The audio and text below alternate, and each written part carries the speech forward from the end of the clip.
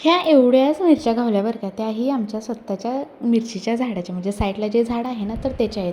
आता एवढा सगळा पसारा पडला आहे, तुम्ही म्हणशील आता एवढं सगळा पसारा करून ह्या निवांत आहेत की काय, कुठलं काय. मयाबाच्या देवळात गेलेलो होतो आणि तिकडून आल्यानंतर जो असा काही पसारा झालेला होता की विचारू नका.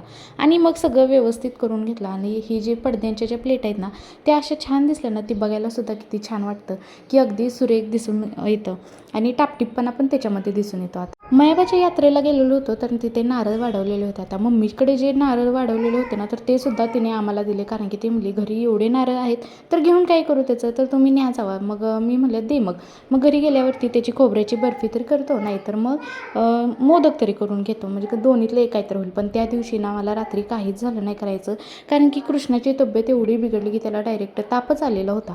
उन्हात दिवसभर फिरलेलं होतं त्यामुळे मग त्याला ते जास्तच हे झालं आणि सर्दी पण होती त्याला. मग त्याला संध्याकाळीच दवाखान्यात नेलं आणि हे बघा मध्येच आधीमध्ये लुडबुड अशी चालू असते की विचारू नका. मग मी तर घेतली बर्फी करायला खोबऱ्याची. घरातले सगळी कामं अगदी व्यवस्थित व्हावी अशी प्रत्येक गृहिणीची इच्छा असते, पण काय करणार, घरात जर छोटी मुलं असतील ना तर कितीही तुम्ही नियोजन लावा, कितीही कामाचं नियोजन केलं ना तरी ते काम उशिरा हे होणार, हे 100% फिक्स आहे. आणि बुधवार म्हणले की आमच्या घरी भजी म्हणजे फिक्सच आहेत, आणि भजी नसेल तर तो बुधवार कसला असं आमच्या घरी असतं. तर संध्याकाळच्या वेळेस अशी मस्त खोबऱ्याची बर्फीसुद्धा माझी तयार झालेली होती, पण वड्या अशा काही माझ्या परफेक्ट पडलेल्या नव्हत्या, तुम्हाला तर दिसतच असेल. पण बर्फी चवीला अगदी उत्कृष्ट झालेली होती आणि मऊसूत अशी झालेली होती, मग ना खायला छान वाटत होती. चला भेटूया उद्याच्या व्हिडिओमध्ये, तोपर्यंत बाय.